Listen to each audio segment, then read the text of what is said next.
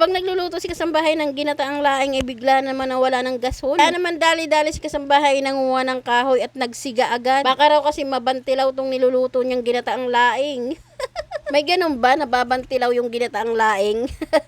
Nung kumulo na nga, tinignan na nga ni kasambahay kung ayos nga tong niluluto niyang ginataang laing. By isang kulo pa lang ata ay pagkasarap-sarap na tignan. Yung mga kaganapan nga kanina ay hindi na nga nabidyohan. Dahil nga ngayon araw ng linggo at kailangan ng pahinga na muna mag-video-video.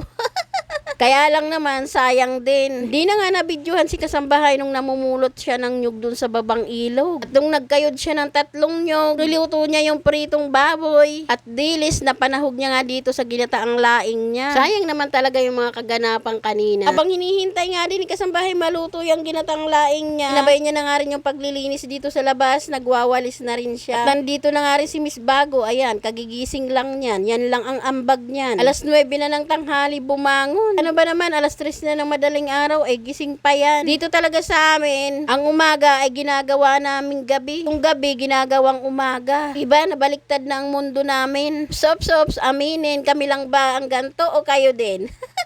Kung makikita nyo naman si Sinab na takbo ng takbo dyan sa may tulay, kung kayong mag-alala ay sanay na talaga yan dyan. At may bago nga rin kaming alagang pusa, ay tuta pala.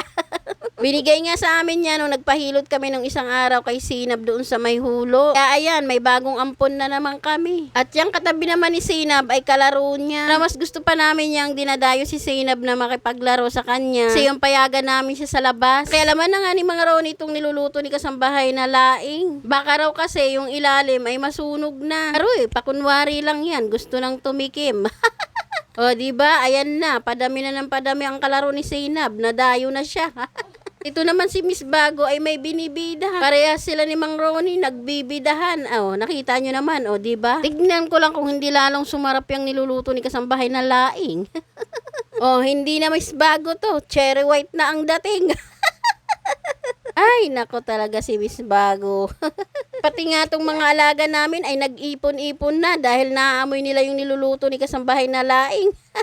At panigurado yan, gutom na sila. Buti na lang talaga nung nawalan kami ng gasol kanina ay nakisama rin yung panahon. Diba pagkaganda-ganda ng panahon ngayon or araw? Kaya naman nakapagluto kami dito sa labas sa dikahoy. Bigla nga napaisip si Miss Bago kung ano naman daw ang gagawin niya ngayong araw. Maglalaba daw ba siya o magtututulog?